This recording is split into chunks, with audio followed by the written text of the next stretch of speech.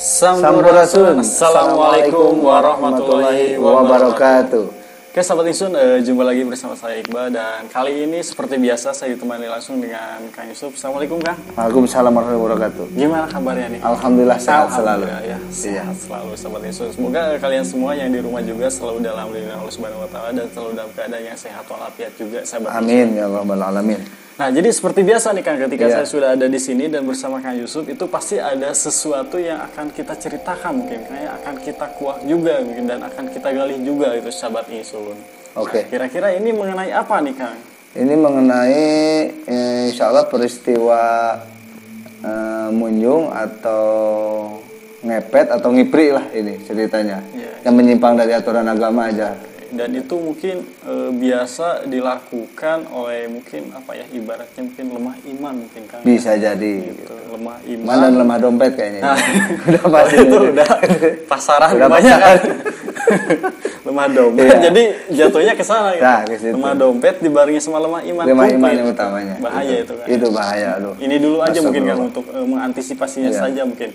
Kira-kira supaya kita tidak lemah iman dan tidak terjerumus ke dalam dunia seperti apa ya, ibaratnya ngipri, ngopet, ngepet atau lain sebagainya, gimana nih Kang? Ya mungkin untuk menghalaunya gitu. Ya salah satunya kita perbanyak aja zikir kepada Allah dan perbanyak istighfar kepada Allah. Supaya itu Allah, yang paling simpelnya mungkin. Yang simpelnya itu, tapi dasar juga itu pondasi itu. Kita banyak zikir, banyak istighfar, ditambah banyak bersalawat, insya Allah. Kalau kita salawat akan jaga. apa saja boleh? Boleh, yang utamanya salawat yang banyak juga itu subhanallah. Sangat madep itu, sangat manjur sekali. Dan itu dilakukannya gimana nih Kang? Itu biasanya dilakukan kita mau habis sholat, bagus, atau kita sepertiga malam kita baca lebih bagus gitu. Jadi pokoknya dilaksanakannya ini setiap hari aja Kang ya Mbak. Ya dilaksanakan sholawat itu. Dan istighfar itu setelah sholat lebih utama lah. Itu sahabat Insun, kira-kira setelah sholat. Dan tapi pembahasan kita sebenarnya bukan itu sahabat Insun. Pembahasan kita kali ini mengenai ngipri atau babi ngepet atau lain sebagainya mungkin ya. Kira-kira ada cerita apa nih Kang mengenai hal seperti itu Kang? Ya alhamdulillah, saya panjatkan dulu ke hadirat Allah, kita puji syukur dulu kepada Rabbul Alamin dengan kita bisa podcast lagi Kang Iqbal dalam keadaan sehat walafiat. Dan insya Allah pada malam ini akan mau menceritakan salah satu kisah teman gitu yang dia khususnya ngipri gitu. Jadi ngipri itu dia mau ke ular. Ini insya Allah ini kisah nyata, beliau bercerita ke Akang gitu. Secara langsung beliau bercerita gitu. Jadi bukan dari orang ke orang lagi, tapi beliau mungkin teman atau siapa mungkin menceritakannya secara langsung gitu. Ya, secara langsung teman baik gitu. Silakan mungkin gimana nih Kang sila atau awalnya kok bisa sampai seperti itu mungkin selain daripada keadaan ekonomi juga mungkin Kang ya. Utama itu pasti faktor ekonomi. Dan dari faktor ekonomi juga faktor ambisi juga. Keinginan berlebihan lah dia. Tanpa dia pakai aturan agama dan istilahnya tanpa pendekatan dengan orang-orang saleh khususnya para ulama. Jadi jauh sekali waktu itu dia bercerita. Jadi ceritanya gini Kang Iqbal, di suatu saat dia terhimpit ekonomi. Waktu itu dia mengobrol punya anak baru satu. Ini anaknya baru satu. Dia sangat sekali tadinya terobsesi dia pengen jadi PNS. Gitu. Otomatis kan dari PNS tidak pastilah ada sesuatu pelicin-pelicin gitu. Gitu. Dia salah satu itu dia udah itu daftar pelicin, dia nggak lulus. Jadi uang udah masuk itu ceritanya, dia nggak lulus. Tadi ini uang ini dia hasil minjem. Uang ini hasil minjem, jadi itu nggak lulus. Kebingungan mungkin ya. Udah jelas, dia jadi kalut gitu. Soalnya ini yang dipinjam uang itu terus menagih ke dia. Gitu. Walaupun katanya dari tetangga gitu, tapi terus nagih gitu. Sesudah itu dia ngobrol-ngobrol mungkin dengan beberapa orang, dan pada saat itu bukan mungkin oleh istilahnya itu udah kuasa Allah, dia ngobrol dengan kurang tepat juga orangnya. Yaitu ada salah satu orang yang mengajarkan dia, atau yang mengajak, bukan mengajarkan, yang mengajak untuk itu istilahnya keluar jalur lah. Yang menjerumuskan, jadi ke arah kemusyrikan aja. Sudah gitu. Mungkin momennya lagi pusing juga gitu kan. Gitu. Banyak yang lagi, terus ada orang juga yang menjerumuskan juga mungkin. Ya gitu. Nah, kira-kira Kang, sebelum dilanjut. Itu mungkin sebagian daripada perjalanannya memang harus seperti itu, atau memang kita sendiri yang membawa seperti itu alurnya gitu? Ya. Mungkin kalau pendapat Akang itu udah jalurnya kita. Yang udah utamanya udah perjalanan tadi, soalnya udah terjadi itu. Iya. Tapi sebelumnya emang nawa itu dia. Mungkin dalam hati dia udah awalnya juga niatnya pasti dia pengen yang cepat gitu, yang instan lah. Yang cepat, yang instan, nggak ada jalur lain. Mungkin masukan-masukan dari orang lain yang lebih cepat pasti yang itu. Soalnya kalau menuju jalur kesucian lambat prosesnya, mungkin berproses. Niatan awal. Niatnya pasti dia niatnya itu. Yang menggiring kita justru ke sana. Ke sana. Soalnya Allah kan istilahnya menuruti prasangka hambanya. Anda inuni abdi kata-kata kalau ke dalam keterangan. Jadi mengikuti prasangka hambanya itu. Makanya pasti itu udah ada niat. Makanya Allah ketemukan dengan itu. Pasti itu ada niat yang utamanya. Berarti apapun yang terjadi baik buruknya lebih baik awalnya niatnya mending baik gitu. Soalnya kalau niatnya buruk ya akhirnya pasti akan diarahkan ke yang buruk. Dipertemukan dengan yang kurang baik lah. Ya, silakan dilanjut. Ya salah satunya dari dia bercerita, dia ketemu dengan seseorang itu ngajak ke suatu tempat, ya khususnya daerah Jawa Barat lah ya. Umumnya mah daerah Jawa Barat aja ya. Ya sekitarannya gitu. Kalau daerahnya emang dia menjorok ke Pekidulan lah daerahnya ya. Daerah kalau kita Pekidulan ke selatan lah, ke arah selatan dia menujunya. Sudah itu dia ceritanya ya mungkin ngobrol-ngobrol dulu sama yang ngajak, itu udah gitu langsung dia diajak. Gitu.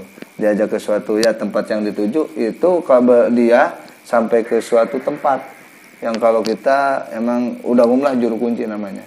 Tapi emang ini juru kunci khusus untuk yang menyimpang. Jadi khusus gitu.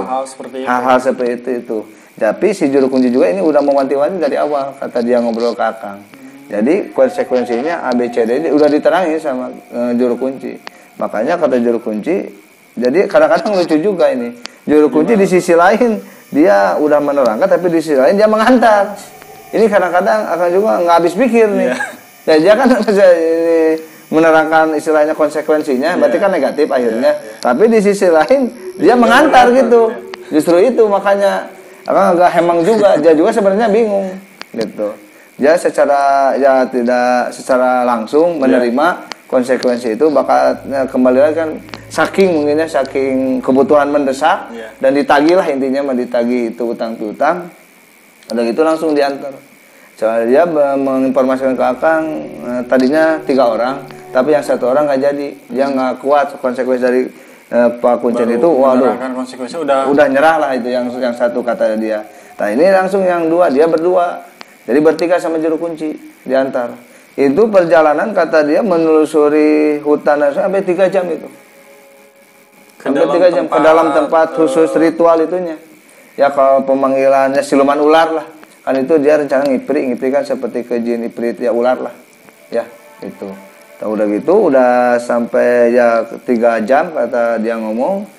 Langsung juru kuncinya menetapkan itu sambil bawa sesajen. Maaf lupa aja sahabat Insun. Jadi sebelumnya udah harus siapkan sesajen dulu itu.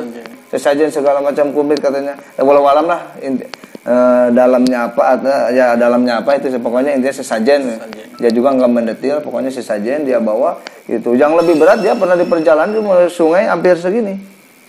Jadi lewat sungai itu hutan belantara itu melusuri hutan belantara sungai, kalau nggak salah dia bercerita hampir 2 sungai dia lalui itu sambil berjalan gitu. Soalnya nggak ada istilahnya apa namanya jalan setapak itu nggak ada. Jalan setapak karena maksudnya nggak ada jembatan gitu. Jadi nggak ada jembatannya. Emang itu harus dilalui dengan cara itu. Jadi memang hampir ya segini kata dia. Akses. Waduh. Tertutup gitu. Iya tertutup sekali untuk umum gitu. Untuk umum memang itu khusus untuk ritual-ritual nyimpang lah itu. Itu. Tahu begitu sampai kata dia menceritakan sampai di sini sesajennya itu 2 sesajen yaitu bawa ya, kalau jurunnya mah emang nggak bawa. Itu udah gitu. Jadi satu apa ya? Ya satu nampan lah nyiru. Nampan ya. Ya nampan ya satu nampan gitu. Dibawa udah langsung. Tahu udah gitu masuk ke sebuah kata dia berbicara seperti goa tapi itu bukan goa soalnya itu agak menjorok posisinya kata dia. Jadi si batu itu datar tapi si batu itu jadi kayak gitu aja. Kayak melengkung kayak letter U lah. Ya X gitu. X gitu. Gitu. Jadi gitu si batu di situ dia. Jadi emang itu lorong bersih sekali kata dia gitu. Bersih itu tempatnya khusus perkiraan dia itu bersihnya itu hampir 10 meter itu bersih, khusus saja itu bersih. Itu emang di situ udah ada bekas sesajen yang orang lain. Kata dia. Itu. Tahu sesudah gitu dia langsung nyimpen sesajen sama temennya itu, terus ya sama juru kunci, udah juru kunci itu sebenarnya dia bercerita langsung kalau bahasa kita diunjukin lah. Tahu. Kalau mungkin bahasa agama kita yang sering berdoa atau berzikir bertawasul mungkin ya. Jadi kita dia menunjukkan lah. Ya kalau kita mah amitsun atau mengontakkan dengan gaib yang di situ gitu. Ya udah gitu. Tapi juru kunci juga aneh juga dia bercerita. Masih menceritakan udah siap ini. Walaupun itu udah ini. Jadi memperingati lagi. Memperingati lagi si juru kunci itu. Jangan sampai ntar kalau kamu dia udah datang, udah perjalanan kamu batal. Sebab kata juru kunci itu emang taruhannya itu nyawa. Jadi si nyawa ya nggak nyawa kita khususnya nyawa keluarga kita ke bawah. Orang-orang terdekat gitu. Nah sesudah gitu, nah juru kunci dia siap kata dia, oke, yang berdua itu langsung si juru kunci saya akan pulang. Silahkan udah ditetepin, udah diinin keunjukan ke nyimasnya ya Ratu Ular lah. Walau alam yang ratu yang mana ularnya ya gitu. Pokoknya intinya Ratu Ular siapa yang sudah itu si juru kunci pulang. Nah udah gitu dia ini dulu gitu sama temennya langsung disuruh baca kalau mungkin mantra lah ya. Soalnya kalau was-wasan nggak mungkin lah ya jampe-jampe sejenis mantra. Cuma walau alam dia nggak menceritakan ya juga kalau mantranya sampai itu nggak menceritakan apa yang dibacanya gitu. Sesudah itu emang ada ritual nggak langsung datang juga katanya. Jadi dia kan waktu itu hampir siang datang itu sore langsung malam gitu. Nah jadi dia hampir semalam dulu di situ.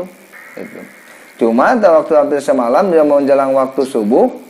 Ya, waktu menjelang waktu subuh dia ngobrol sama teman terus menjelang waktu subuh dia mau istilahnya kalau kita mau ngambil air ya dia pengen kencing tadinya. Tapi sebelum itu tabaru di situ. Jadi semalam itu baca di mata emang datang. Jadi nggak emang ujug-ujug sebentar dititipin langsung enggak. Jadi semalam itu harus menunggu dulu. Itu sampai tahu udah gitu langsung datang gitu. Langsung datang itu kata dia masih ratu ularnya itu langsung datang berupa, kata dia mah perwujudannya normal orang biasa putri cantik itu perwujudannya ya ratu ular soalnya dia kan udah di awal dari si Pak juru kunci Pak Kuncen ini kita akan ngipri gitu ya dia akan nganter ngipri gitu ya. Cuma juru kunci kalau ada apa-apa saya nggak tanggung jawab di luar itu kata juru kunci. Nah gitu datang kata dia bercerita dia juga sampai bengong mau menceritakan ada wanita secantik itu sama teman-temannya langsung tengah hutan kan? Ya di tengah hutan tapi dia kan udah tahu bahwa itu emang ratu ular dia udah tahu cuma perwujudannya cantik gitu. ditanya juga katanya gitu kalau kita bahasa kita mungkin sebelum selamat malam lah selamat malam kalau bahasa kita dia mencerita selamat malam gitu. Kamu ada apa kau memanggil saya? Kata itu. Jadi emang saya langsung si mantra itu untuk memanggil sebenarnya untuk memanggil si siluman itu. Gitu. Udah gitu dia ngomong ada apa kata si itu. Dia menceritakan gitu. Ada apa? Langsung dia jawab. Udah dikasih tahu sama Pak Kuncen. Sebelumnya. Ntar kalau gimana jawab pertanyaan ini jawab harus ini. Pertanyaan ini jawab harus ini katanya gitu. Nah, sudah gitu dia jawab sekitar ada keperluan. Emang perlu apa kamu? Katanya itu. Ya perlu uang langsung aja ngomong gitu.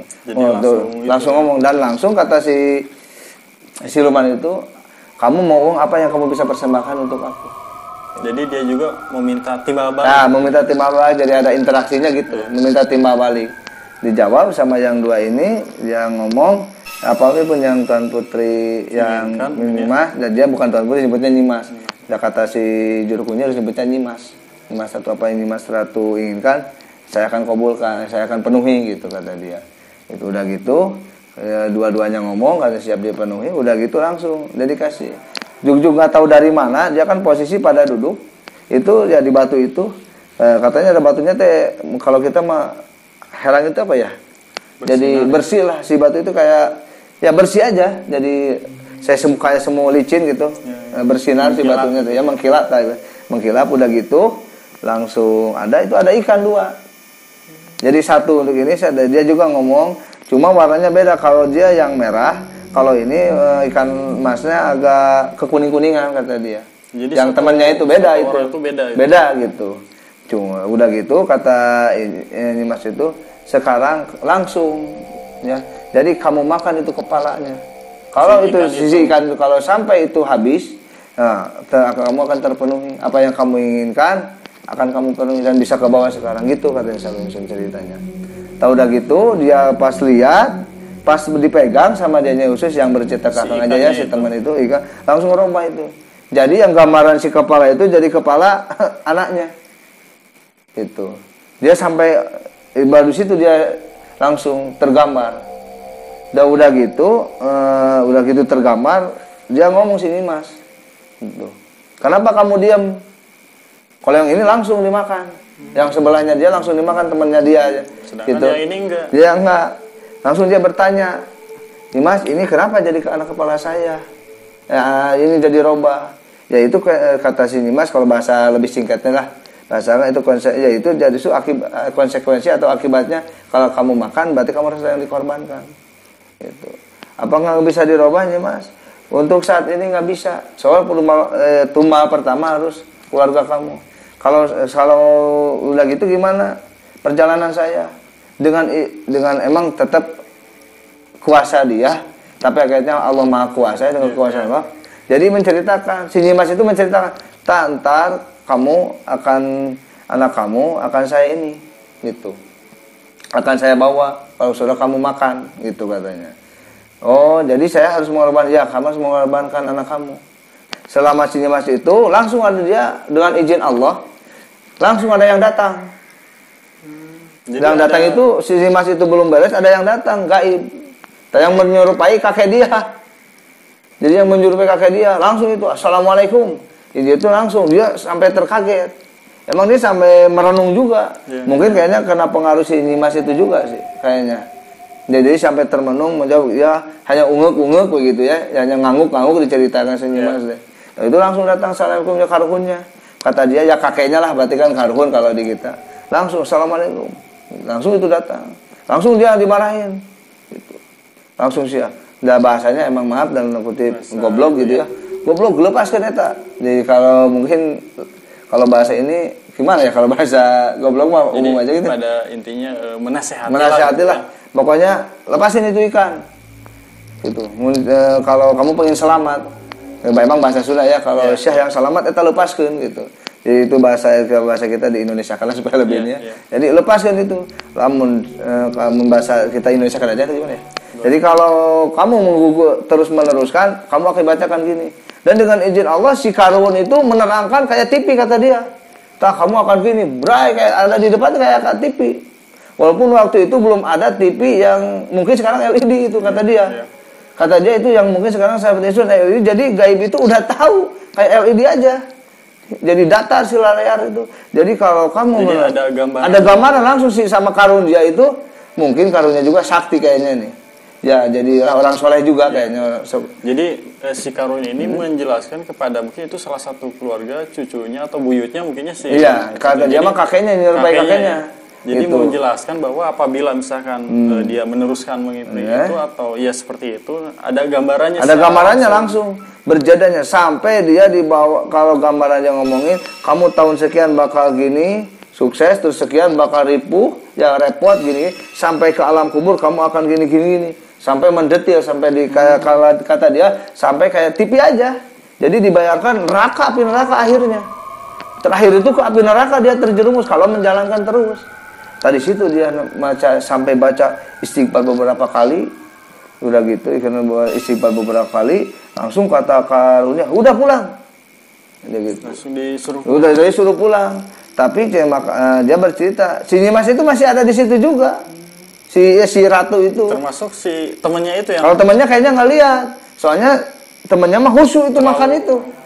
Makanya ya. Berarti interaksinya hanya bertiga. Ada bertiga aja. Si Nyimas. Si Nyimas sama si itu, ya kayak sama karunnya ya. Itu sama kakeknya lah yang udah meninggal. Sama dia sampai dia istighfar langsung dia bicara lagi kayaknya aduh saya nggak akan melanjutkan maaf saya akan melanjutkan langsung dia pergi tanpa basa-basi dia kata karun hayu nah emang saya tidak langsung katanya dia saya milih ini juga gitu Kang Iqbal, sambil di apa? Di bawah lah. Kalau bahasa itu di aping lah. Nah, di aping ya langsung dibawa aja tangan dia. Ya. Jadi emang nggak menghiraukan lagi si itu. Cuman yang jadi itu dia itu langsung ke tempat itu, ya ke tempat keluar. Cuma keluar linglung dia. Soalnya nggak tahu jalan. Gitu. Nggak tahu jalan dia. Ini muter aja di situ. Jadi, setelah beres itu langsung ya beberapa meter lah pulang. Yang dia tahu, tapi dia kesesat. Soalnya kan saking pulangnya itu perjalanan. Perjalanan aja ya, 3 jam. Ya? Hampir 3 jam lah perjalanan, dia kesesat sampai dia diam. Sampai kata karuhnya dia ngomong ke karuhnya, saya harus kemana? Emang kata ya beliau bercerita, cicing dia, pokoknya diam di dia, karena nanya. Diam di sini kata karena gitu. Dan juga ada yang datang si juru kunci. Emang si Karun itu menginteruskan si juru kunci itu untuk menjemputnya. Untuk menyambutnya. Dan emang dengan izin Allah Pak, ya dia itu kan subuh waktu. Sampai kalau dia nggak salah ngomong, saya nggak lupa lagi, jam 7 jam 8 emang datang itu juru kunci. Gitu. Si juru kunci itu datang. Kata juru kunci, dia bicara lagi juru kunci. Ya makanya, kayak juru kunci juga itu kayak udah tahu itu.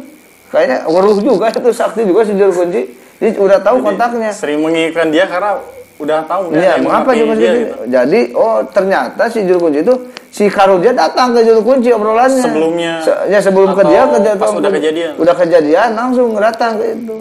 Turun dijemput. Emang itu beliau bercerita, tapi emang wallahu alam, tapi dia yang bercerita ya. Semoga aja ini menjadi hikmah juga. Udah gitu kata juru kunci, kamu diam. Gitu. Yang kamu diam, sampai maksud kamu diam, perem gitu. Jadi merem kata juru kuncinya sahabat. Dengan izin Allah gitu. Soalnya kalau perjalanan jauh pokoknya merem kata juru kunci gitu. Merem, buka lagi matanya persekian menit atau beberapa menit dia buka lagi, udah ada di juru kunci, di pas di dapur itu. Di rumahnya. Di rumah juru kunci sampai di kalau kita mah di hawu itu apa ya? Ditunggu kita. Iya, tunggu. Di depan tunggu sahabat ya. Soalnya itu suasana daerah pegunungan. Jadi kan itu tunggu kadang-kadang terus menyala gitu. Si itu ngelunnya gitu, soalnya kan dingin suasana. Itulah kadang-kadang dia juga sampai salut juga ke juru kuncinya itu. Pas dia merem, perkiraan dia jalan 3 jam hanya lah mungkin beberapa menit itu. Kata beliau bercerita, makanya emang dia percaya emang ada ya masalah ilmu kesaktian emang ada kalau orang-orang terdahulu. Biasanya itu pada ya orang-orang zaman dulu. Ya, zaman dulu lah, itu orang-orang tertentu juga. Tertentu juga. Nah, sepintasnya gitu ya garis. Tadi yang diceritakan besarnya gitu. Ya, kurang lebih seperti itu. Sahabat Insun. Tapi dan juga ketika kita melakukan hal-hal seperti itu, dan itu sebenarnya tidak ada bagus-bagusnya kayaknya. Oh, nggak ada sama sekali. Justru kita terjerumus double kita. Dosa untuk ke pribadi, kita ke keluarga gitu, dan kita di akhirat yakin akan celaka. Neraka pasti bagiannya lah gitu. Dan sahabat Insun kurang lebih untuk ceritanya seperti itu. Jadi kesimpulan yang kita ambil pada cerita kali ini adalah memang mencari uang itu susah ya.